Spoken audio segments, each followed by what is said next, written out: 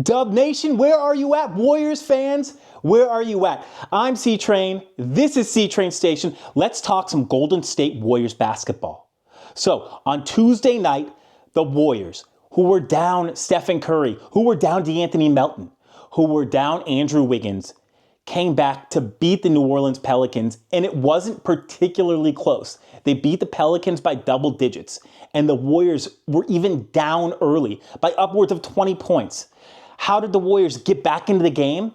How did the Warriors sort of take over and end up really handling the Pelicans by the fourth quarter? I think it came down to the Warriors' consistent, dynamic defensive effort. The New Orleans Pelicans, they committed 23 turnovers to the Warriors' 7. 23 turnovers to 7. I believe that if you want that game in a nutshell, I believe the turnover battle and how the Warriors won it, I think that tells the story. Just as the Warriors lost to the Clippers, I think the Warriors in a negative light, right, that their turnovers far too many, right, told the story of that Warriors-Clippers game. So I think that what can we sort of glean from both of these matchups, right? I think that it's like if the Warriors mitigate their turnovers, they commit, no more than 10. If they can keep their turnovers to 10 or less or fewer or whatever it is, okay, I think the Warriors have a great chance of winning any game, any and every game against any matchup. But they have to consistently put in that effort on defense, and they have to take care of the ball on offense, right? So just both ways, the Warriors did an awesome job.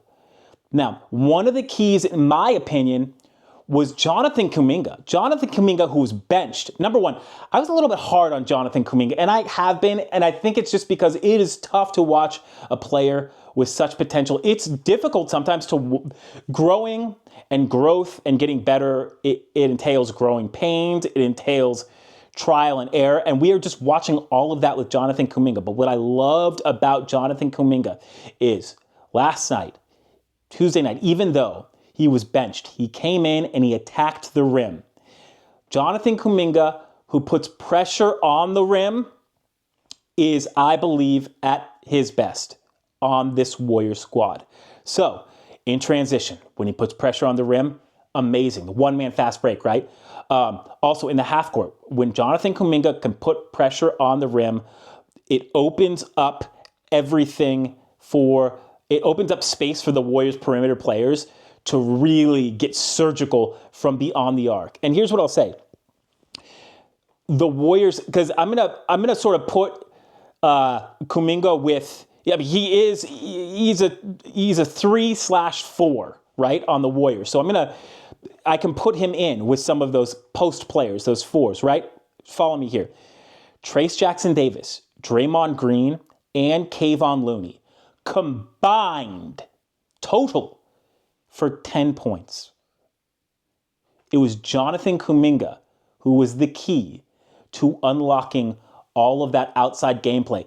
And not necessarily because it's because of his potential to attack the rim and the respect that teams have to put in playing Kuminga on defense, right?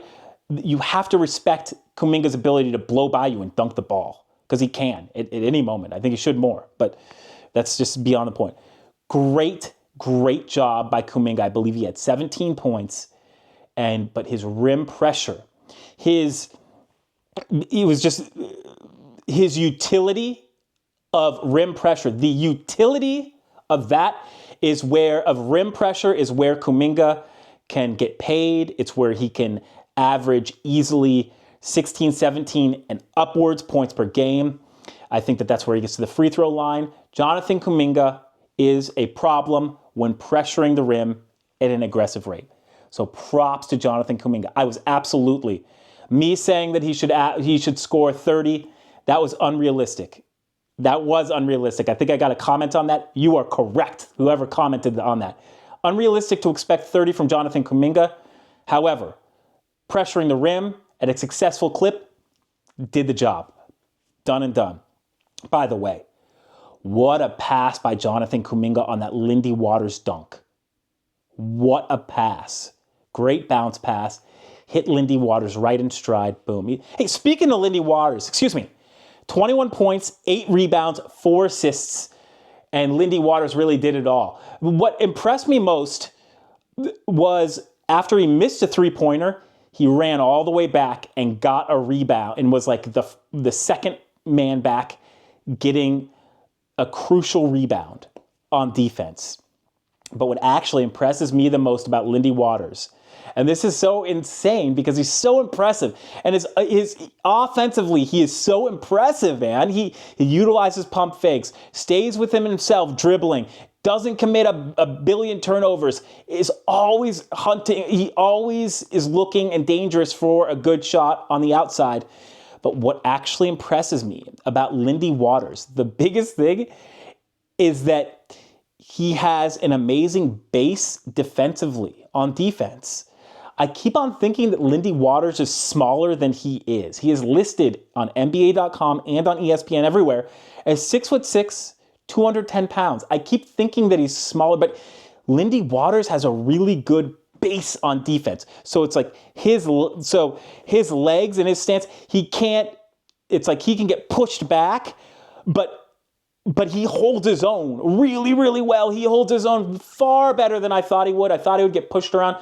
Somebody who doesn't hold his base well, think on defense, who's relative, sort of the same ish size, Jordan Poole. Jordan Poole does not hold his base on defense. So he can be pushed around and pushed around. So you give Jordan Poole a nudge, you can push him underneath the basket, score.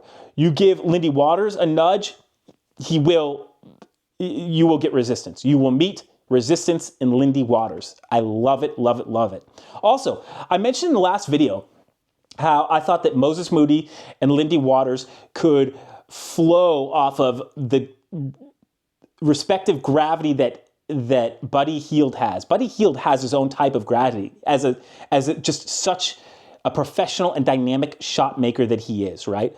So I thought that Moses Moody, Buddy Hield, and Lindy Waters were able to successfully and properly space on offense, and that was beautiful to watch. That is something, their spacing is something that is repeatable on offense, and players like Pajensky, like Draymond will find you every freaking time. But hey, okay, Pajensky did have an amazing game, by the way. Pajensky, we have to give it to him. I think it's like, we'll talk about the stats in a second. But actually, I believe the greatest credit of this game, the biggest credit for sure of this game, goes to the Golden State Warriors coaching staff and head coach Steve Kerr. I believe Coach Kerr pushed all the right buttons, including the benching of Kuminga, including bringing him in, including keeping him in once he got hot.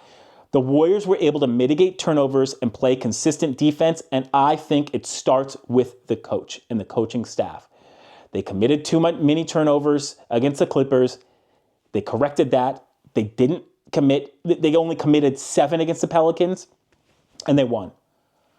Committed a lot against the Clippers, lost. Didn't commit a lot, won. Against the Pelicans, won. See that trend? Props to Coach Kerr.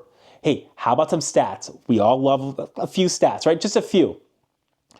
Pods, BP, AirPods, Mr. Brandon Pajensky, the man in the mask right now, right? 19 points, 5 assists, 3 rebounds. Did he get the triple-double that I had really wanted? Absolutely not.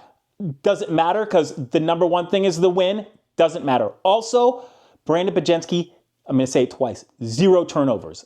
0 turnovers. That's what I'm talking about.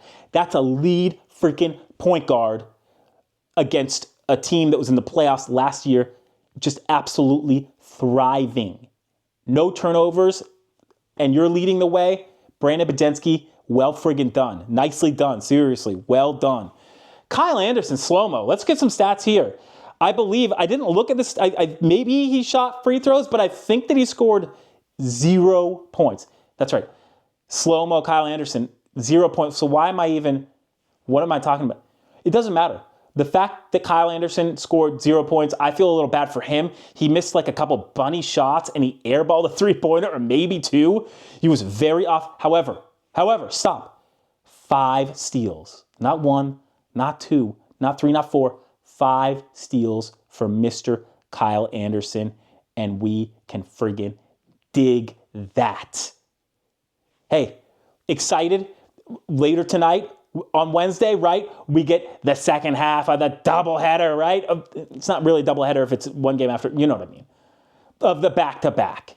Warriors, Pelicans, hoping for another great game. Look, I said if the Warriors just took one, they took one. I believe the Warriors are sort of with house money right now because they were able to have a little bit of success without Steph. I hope maybe Andrew Wiggins is able to play this game. I'm not 100% sure. I haven't checked the injury report. It's not even late enough. But I just hope that the Warriors can continue the positive momentum of playing defense, hopefully without fouling, rebounding through, and mitigating turnovers on offense. All right.